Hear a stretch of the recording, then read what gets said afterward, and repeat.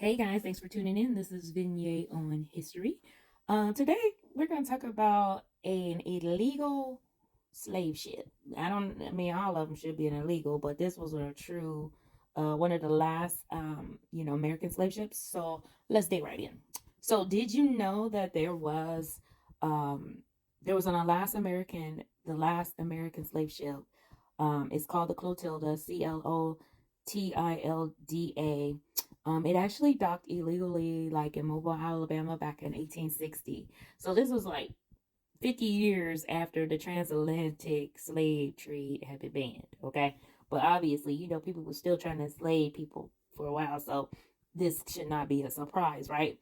So on board, there were over like 160 West African captives, and one person in particular was Cudjo, and that's Cudjo Lewis.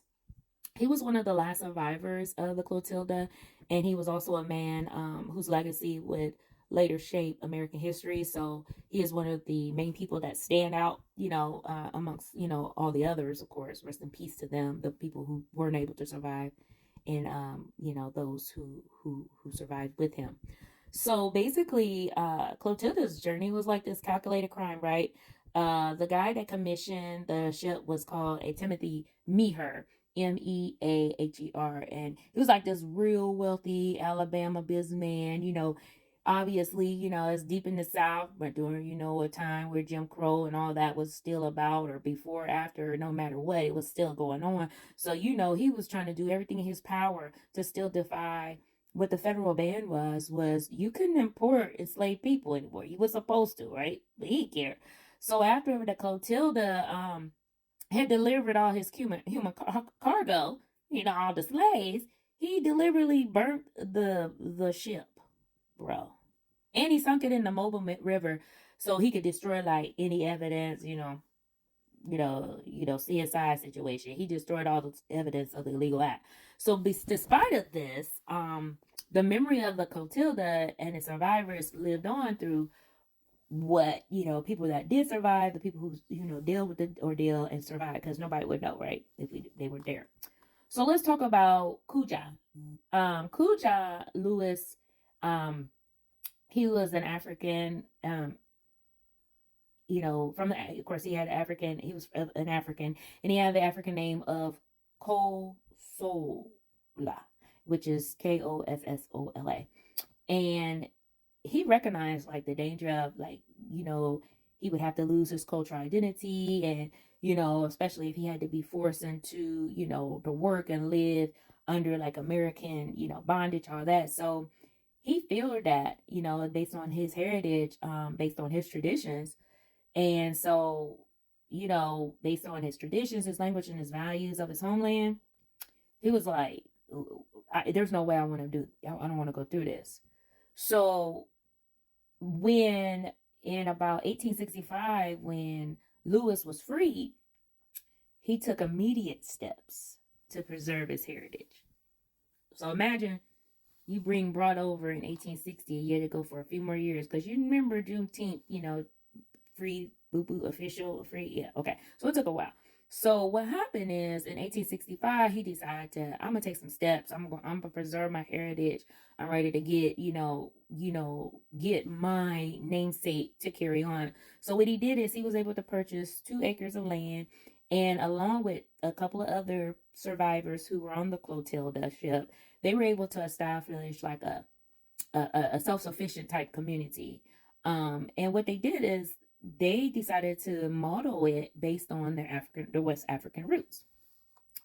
So with that being said, the community that they created was called Africatown. So many people, like the outsiders, looked in, they realized, okay, because remember, they're telling us like their heritage, and the roots. So they made it, and they created what is called Africatown. Mm-hmm. So Lewis and his neighbors, they decide to organize, their lives in a way, that would reflect their homeland. So what they did is they extended their families, and they made sure that all the families lived together. They maintained like a West kind of African language in their dialects. They made sure that they practiced like traditional African customs and like spiritual rituals. And they also built some homes and farmed like the land and was able to establish even schools and churches to sustain, their way of life. So Africatown became like more than a neighborhood, right? Because at this time, you have to think about how deep the roots are, especially in Africa. The roots are strong. So it became what was more like a cultural refuge, right?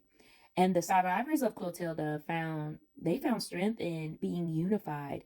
They realized that they were stronger in numbers and they rebuilt the community that they initially was violently separated from. So Lewis became like a very well respected leader and he was able to teach like the younger generation, about like the African roots, and he was able to pass down the stories, of the life before, they were in captivity. So the legacy of Africatown, so in case you're not didn't know what that was, it's now been established. So now Lewis has established it. He's been there. He's established the culture, this own little community. And Lewis was able to live for like 90 years, like to 90 years old. He did pass in 1935, but he continued to speak about the ordeal with the Clotilda, the ship, the importance of what it means to preserve, people's history and their story. And he, being known as the last survivor of Clotilda, his legacy was able to continue and to keep Africatown going. So now, today, Africatown still stands. It's what they call as a testament of like resilience and of the latest generation of understanding the last slaves, the last generation of enslaved Africans who were brought to America. So many of the current residents are, of course, descendants of the Clotilda survivors. And what they do is they continue to put in efforts to preserve the community. They want to make sure that the history is continuing ongoing. So like the last updates, like in the 2019, there was the wreckage of Clotilda was finally discovered in Mobile River. It provided like some actual tangible proof. You remember we are what it destroyed, but whatever goes down must come up in someone. So in other words, they were able to discover some of that wreckage. So imagine how long that time frame went by, and they were able to discover it. And so they were able to provide the proof of the story that Lewis had always told all those years. So the legacy of Africatown is a powerful reminder of history.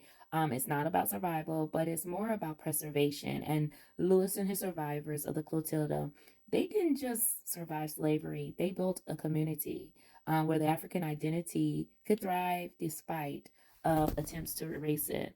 So what I tell people, what you can take from this today is remember the importance of preserving your cultural identity, honor the strength of those who created Africatown. And if you didn't know about it, Google it. And also learn about Clotilda and the remarkable legacy of Cudjo Lewis. What are your thoughts?